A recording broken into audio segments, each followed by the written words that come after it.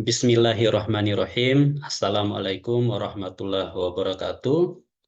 Berikut adalah pernyataan diri dosen dalam unjuk kerja Tridharma Perguruan Tinggi, khususnya pada bidang pengajaran, guna mengikuti sertifikasi dosen gelombang 1 tahun 2024. Sebelumnya saya akan memperkenalkan diri saya. Nama saya Jamil Sarjana Hukum, Magister Hukum, NIDN 0922068706, jabatan fungsional Asisten Ahli golongan 3B. Saya sebagai dosen tetap pada program studi Ilmu Hukum Fakultas Hukum Universitas Muhammadiyah Buton.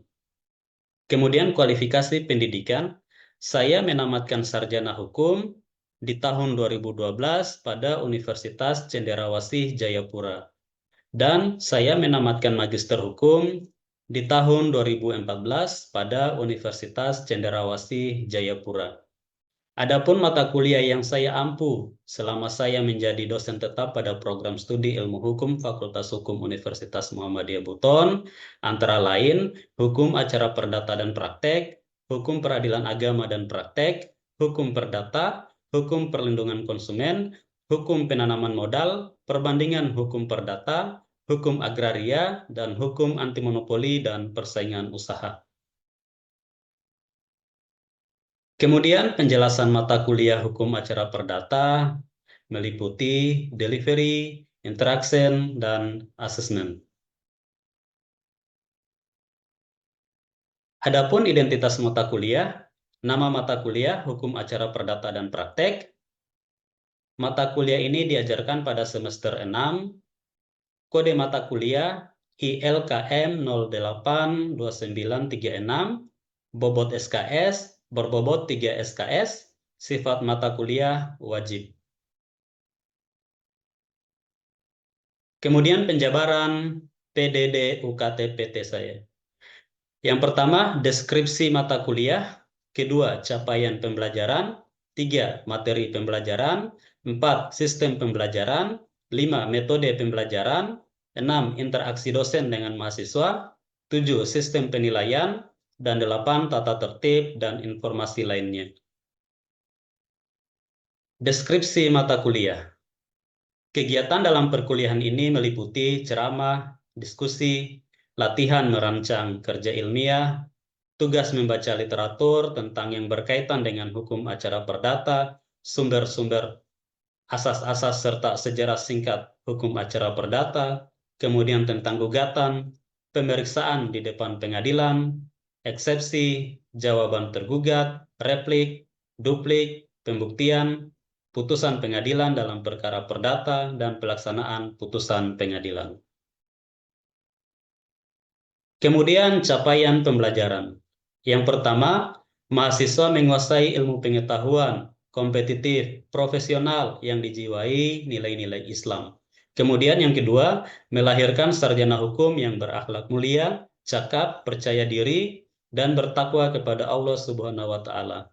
Ketiga, mahasiswa menjunjung tinggi nilai kebenaran dan keadilan, bersikap kritis, konstruktif, dan inovatif. Dan yang keempat, mahasiswa tanggap terhadap perubahan yang terjadi di daerah dan global, serta mampu menguasai ilmu hukum dan teknologi atas landasan iman dan takwa yang kokoh sehingga menjadi insan yang mandiri. Kemudian materi pembelajaran, yaitu yang pertama pendahuluan. Di dalamnya terdapat perkenalan, penjelasan, RPS, dan kontrak perkuliahan. Kemudian yang kedua, sejarah singkat hukum acara perdata.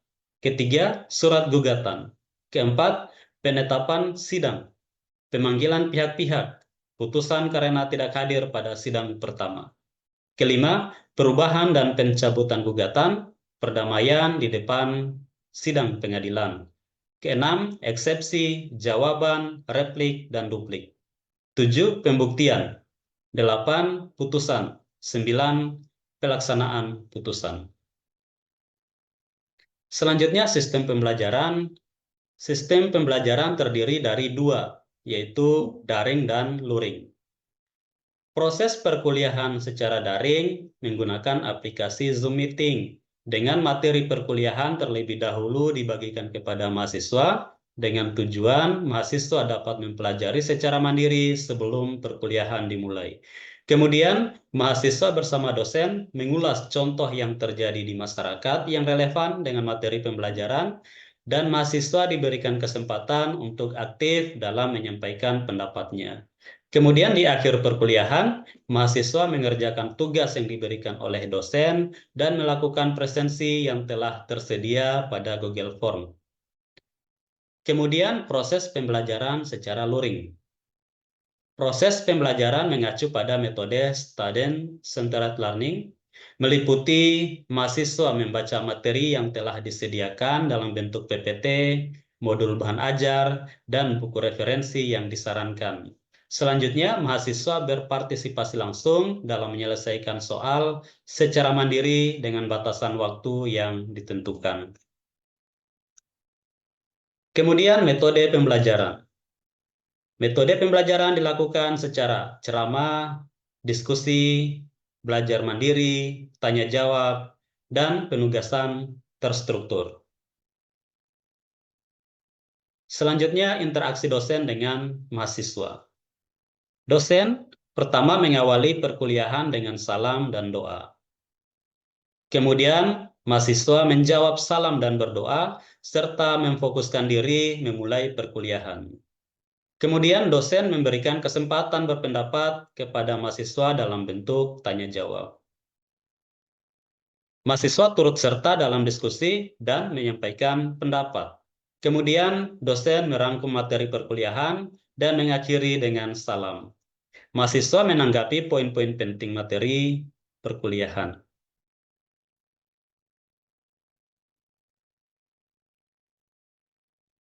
Selanjutnya, sistem penilaian.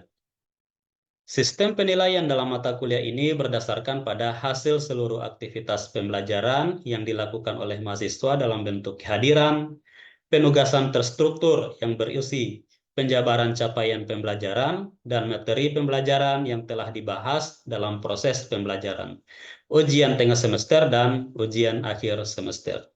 Adapun kriteria dan bobot penilaian yang digunakan mengacu pada peraturan akademik dan sistem penjaminan mutu internal Universitas Muhammadiyah Buton, yaitu kehadiran 10%, tugas 20%, ujian tengah semester 30%, dan ujian akhir semester 40%. Selanjutnya, tata tertib dan informasi lainnya. Yang pertama, pakaian. Mahasiswa diharuskan mengenakan pakaian rapi dan sopan, yaitu baju kemeja berkerah bagi pria dan wajib berkerudung bagi wanita, serta memakai sepatu. Kemudian toleransi keterlambatan. Toleransi keterlambatan mahasiswa selama 15 menit setelah dosen memulai perkuliahan. Kemudian informasi lainnya terkait waktu bimbingan. Waktu bimbingan dimulai pukul 8.30 sampai dengan 14.30 waktu Indonesia Tengah. Kemudian di luar jam kerja, mahasiswa harus terlebih dahulu membuat janji dengan dosennya.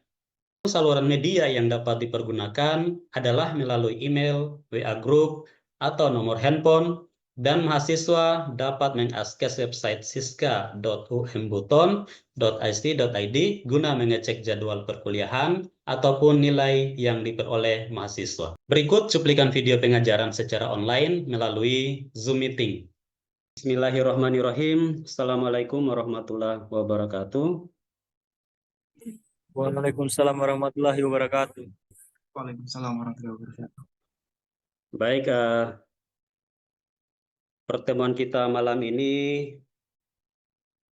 mata kuliah hukum acara perdata ya. Kita akan membahas tentang eksepsi, jawaban, replik, dan duplik dalam proses persidangan ya. Kita mulai pada eksepsi ya. Apa ini eksepsi ya? Jadi eksepsi itu adalah mempertanyakan dasar gugatan ya. Jadi setelah penggugat mengajukan gugatan, ya, dibacakan gugatannya di muka sidang, di muka pengadilan, ya, kemudian oleh hakim memberi kesempatan ya kepada tergugat, ya, baik turut tergugat Kalau tergugatnya banyak, ya kita sudah pelajari di pertemuan sebelumnya ya. Kalau banyak ya berarti ada tergugat satu, tergugat dua, dan seterusnya ya. Ada juga turut tergugat.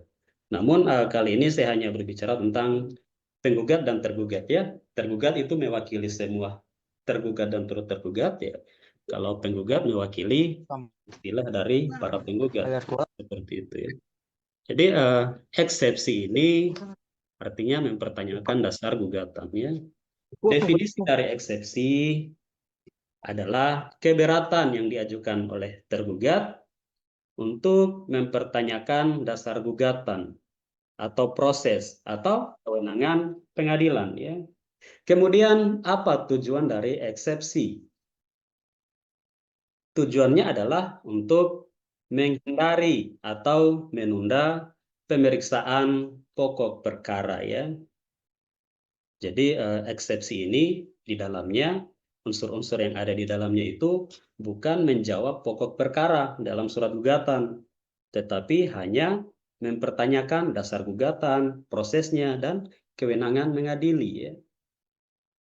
Jadi tujuannya jelas ya, untuk menghindari atau menunda pemeriksaan pokok perkara. Contohnya eksepsi tidak berwenang ya. Misal masalah harta bersama bagi yang Islam ya, bagi yang beragama Islam diajukan ke Pengadilan Negeri Bau-Bau ya. Kan itu bukan menjadi kewenangan daripada Pengadilan Negeri Bau-Bau, tetapi kewenangan Pengadilan Agama Bau-Bau ya. Jadi kalau terjadi kasus seperti itu ya pasti diterima eksepsi dari tergugat ya. Kemudian gugatan kabur, apa maksudnya? Jadi gugatannya tidak jelas ya. Maka supaya gugatan itu jelas ya mahasiswa harus belajar hukum ya, masyarakat harus tahu hukum sehingga unsur-unsur yang ada dalam gugatan itu terpenuhi ya.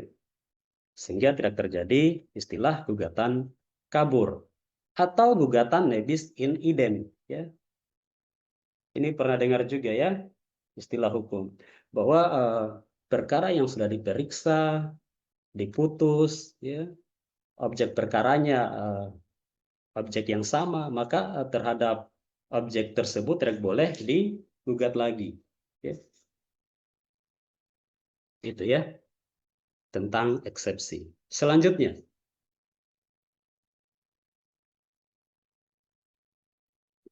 jawaban tergugat. Ya. Jadi antara eksepsi dan jawaban itu beda tipis ya. Eksepsi juga menjawab surat gugatan tetapi bukan pokok perkara. Kalau jawaban tergugat itu membantah tentang pokok perkara dalam suatu gugatan. Pengertian dari jawaban tergugat adalah tanggapan tertulis yang disampaikan tergugat untuk membantah gugatan penggugat ya. Pengertiannya jelas ya. Tanggapan tertulis yang disampaikan tergugat untuk membantah gugatan penggugat ya. Jadi dalam surat gugatan mahasiswa sudah pelajari di pertemuan-pertemuan sebelumnya ada unsur-unsur yang harus dipenuhi ya. Ada posita, ada petitum ya. Jadi maksud dari jawaban tergugat ini adalah menjawab yang ada dalam posita dan petitum itu ya. Kronologi kejadian, misal hubungan hukum itu terjadi karena adanya perjanjian ya, di mana salah satu pihak dalam perjanjian itu tidak menjalankan kewajibannya sehingga merugikan pihak lainnya ya, atau istilahnya wan prestasi ya. Maka itu harus dijawab atau ditanggapi dalam jawaban tergugat. Itu contoh. Kemudian struktur dari jawaban tergugat. Sama halnya dengan surat kuasa ya. Sama dengan surat gugatan ya.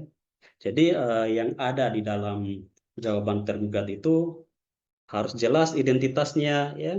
Identitas pihak yang mengajukan jawaban tergugat dan identitas si penggugat. Ya, itu harus jelas supaya nanti hakim dalam memutuskan perkara tidak salah orang ya.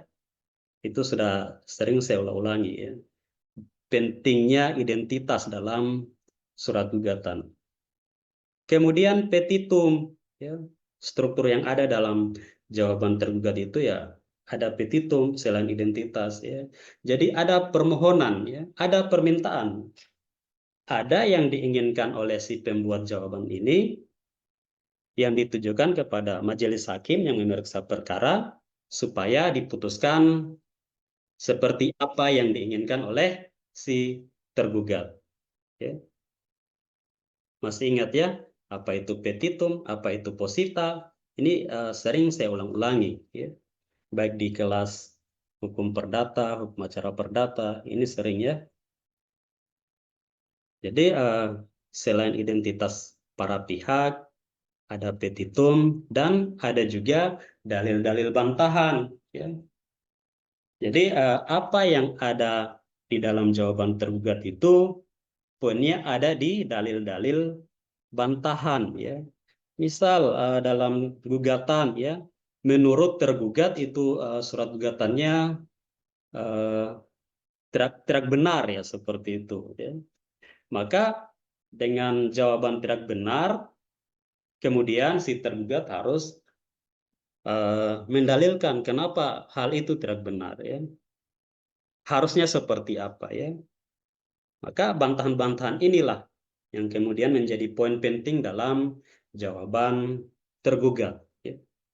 Kemudian fungsi dari jawaban tergugat. Dengan adanya jawaban tergugat, tergugat dapat mengajukan pembelaan atas gugatan penggugat. Ya. Selanjutnya replik. Ya. Replik ini sama dengan tanggapan penggugat. Ya. Replik adalah tanggapan tertulis penggugat atas jawaban tergugat. Ya. Jadi terhadap jawaban tergugat kepada penggugat ya atas surat gugatannya ya. Kemudian atas jawaban tergugat tersebut ya, majelis hakim masih memberikan kesempatan kepada pihak penggugat untuk menanggapi jawaban gugatan tadi ya, jawaban gugatan yang diajukan oleh tergugat ya. Jawaban atas gugatan, jawaban atas jawaban gugatan ini disebut dengan replik ya. Apa tujuannya? Ya. Bahwa replik itu bertujuan untuk memperkuat gugatan penggugat dan membantah bantahan tergugat. Bentar. Ya. Itu tujuannya ya, yaitu memperkuat gugatan surat gugatan yang diajukan di awal tadi ya, dan membantah bantahan tergugat ya. Kemudian muncul pertanyaan kapan diajukan ini replik ya. Jadi replik itu diajukan setelah penggugat menerima jawaban tergugat. Ya. Selanjutnya duplik ya. Duplik sering juga disebut sebagai tanggapan atas replik ya. Definisinya adalah tanggapan tertulis tergugat atas replik penggugat ya. Ya. Jadi atas replik ya, replik itu tadi jawaban tanggapan atau jawaban penggugat atas jawaban gugatan yang diajukan oleh tergugat ya. Maka duplik adalah tanggapan atas replik yang diajukan oleh penggugat tadi ya. Di sini kita dapat simpulkan bahwa duplik ini kesempatan pihak tergugat untuk mengajukannya ya. Jadi yang mengajukan duplik ini adalah tergugat ya. Definisinya jelas, tanggapan tertulis tergugat atas replik penggugat. Strukturnya apa? Ya, duplik itu memuat sanggahan terhadap dalil-dalil dalam replik penggugat. Ya. Misal, ya, tergugat dapat menambahkan bukti-bukti, ya, untuk memperkuat bantahannya. Ya. Seperti itu. Jadi eksepsi jawaban, replik, duplik, itu sebenarnya proses jawab-menjawab. Ya. Proses jawab-menjawab. Ya. Medianya adalah surat yang tertulis. Ya. Surat jawaban, surat replik, dan duplik. Nah, apa pentingnya memahami konsep ini ya? Jadi dengan memahami konsep ini, ya, mahasiswa akan memahami alur persidangan ya, yaitu bagaimana eksepsi, jawaban tergugat, replik, dan duplik, dan membantu memahami tahapan proses persidangan. Kemudian yang kedua, memperkuat posisi hukum. Pemahaman yang baik akan membantu mengajukan keberatan dan pembelaan yang tepat. Dan yang ketiga, meningkatkan strategi hukum. Ya. Pengetahuan ini dapat digunakan untuk mengembangkan strategi hukum yang lebih efektif. Ini pentingnya ya. Kita penting mempelajari proses jawab-menjawab dalam persidangan itu ya ada 3 ini. Ya. Saya persilakan ya kepada mahasiswa yang bertanya ya dan terkait materi kita ini. Baik, silakan. Siapa yang mau bertanya? Saya Pak, Siapa namanya? Laudia Oleh Iskandar Pak. Ode Iskandar ya. Ayo silakan, Iskandar. Baik Pak, sebelumnya terima kasih atas kesempatan yang diberikan oleh Bapak kepada saya. Yang saya pertanyakan kan, tadi Bapak sempat menyinggung bahwa eksepsi itu tidak sembarang juga dibuat begitu, tidak sembarang Ya, diajukan. ya. Yang jadi pertanyaan saya, bagaimana pengaturan mengajukan eksepsi, kemudian jawaban, replik, ataupun duplik Pak? Saya ingin tahu pengaturannya Pak. Terima kasih. Pengaturannya ya. Ya Apa Pak. dasar hukumnya ya? Siap Seorang Pak. seorang tergugat, pihak tergugat mengajukan eksepsi, jawaban ya. Si penggugat mengajukan replik dan si tergugat mengajukan duplik lagi ya. Sebenarnya dalam hukum acara perdata tidak ada kewajiban ya untuk melakukan ini. Ini dilakukan demi kepentingan beracara ya. Yang membolehkan itu ada ya dalam HIR ya. Eh, HIR masih ingat ya, hukum acara perdata yang diberlakukan untuk orang di luar Jawa dan Madura ya, yang kemudian dimasukkan dalam KUH Perdata kita ya, bahwa ini diperbolehkan ya demi kepentingan beracara ya. Misal dalam eksepsi ya di pasal 134 HIR itu membolehkan, silakan saja ya. Ya, boleh tertulis ya, silakan. Kalau dalam hukum acara perdata yang mewajibkan itu tidak ada ya. Sama ya, eksepsi, jawaban, replik, duplik, tidak ada pengaturan yang mewajibkan itu harus ada dalam proses persidangan. Tetapi dengan adanya asas audi alteram partem ya, bahwa asas kesamaan hak ya, kalau penggugat diberikan kesempatan atau diterima gugatannya diajukan di pengadilan, maka si tergugat diberi kesempatan untuk menjawab surat gugatan penggugat tadi ya. Kemudian atas jawaban tersebut ya, si penggugat boleh membantah atau memperkuat dalil gugatannya, namanya replik tadi ya. Begitupun sebaliknya untuk memperkuat dalil jawaban gugatan ya yang diajukan oleh tergugat ya duplik ya, itu sama semua ya. Yang mewajibkan itu tidak ada, tetapi dalam praktek itu selalu dijumpai ya dalam praktek ya. Ini demi kepentingan beracara ya, supaya hakim itu mudah untuk mempelajari, memahami perkara yang diajukan, objek gugatannya, ya, sehingga dalam memberikan putusannya nanti putusan yang benar-benar adil seperti itu ya. Bisa ya? Iya, Bisa, oke. Ada lagi? iya Pak.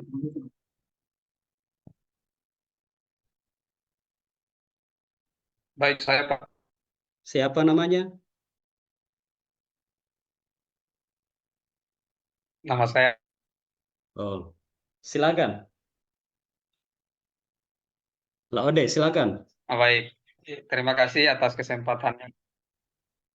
Yang ingin saya tanyakan adalah Nah, bagaimana jika misalnya di dalam gugatan itu ternyata ada data-data yang kemudian tidak sesuai dengan yang seharusnya, atau tidak asli seperti yang Tidak kembali sesuai Pak, yang seharusnya berkaitan ya. dengan hal tersebut. Baik. Ini dalam Ya, praktek terima sering kasih Pak. terjadi ya.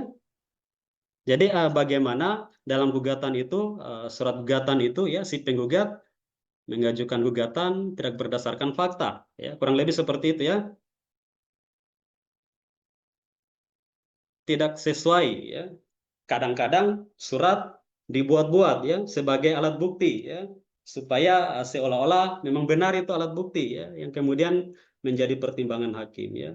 Maka selama ini ya, selama hal yang tidak benar itu ya dapat dibuktikan oleh si si tergugat ya, itu masuk pada jawaban atas gugatan ya. Itu masuk pada poin jawaban atas gugatan. Dia tidak masuk pada eksepsi ya. Karena itu masuk pada pokok perkara ya. Jadi silakan tergugat membantah hal itu, bahwa hal itu tidak benar ya. Namun konsekuensinya adalah kalau sudah membantah silakan mendalilkan ya. Apa alasannya ya? Itu ya, alasannya harus jelas ya. Itu konsekuensinya. Kalau bagi penggugat ya, kalau hal itu diada-adakan ya, mengada-ngada, pasti susah untuk dibuktikan ya. Susah ya, atau sulit ya, susah untuk dibuktikan ya. Kalau dalam posita ya, posita gugatan, kemudian penggugat pada saat pembuktian nanti tidak mampu membuktikan dalil gugatannya ya, karena data-data yang diada-adakan seperti itu ya, maka otomatis hal tersebut tidak akan dipertimbangkan oleh majelis hakim ya. Itu konsekuensi hukumnya ya. Ya, baik, terima kasih Pak penjelasannya. Sudah, ada lagi?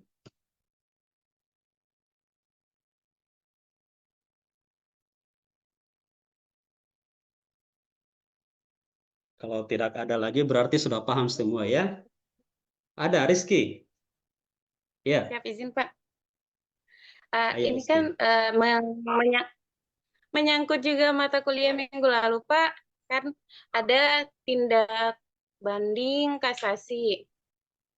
Kasasi. Bagaimana, Pak, kalau sudah sampai di level kasasi, ternyata ada bukti, maksudnya sudah kasasi dan sudah putus. Jadi Ya. sudah Hakim MA yang memutuskan.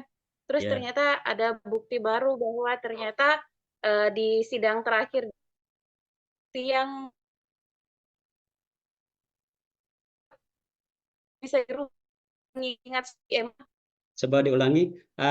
Kurang lebih begini ya, saya tangkap, kalau ada bukti baru ya, bukti baru yang kemudian Iya, Pak. bukti tersebut apa namanya, memungkinkan untuk apa namanya, membantah putusannya, melawan putusan Mahkamah Agung ya, yang telah inkrah ya, itu dimungkinkan ya. Ada namanya minggu lalu ya kita sudah pelajari tentang upaya hukum luar biasa ya. Jadi ada den verzet dan ada peninjauan kembali ya.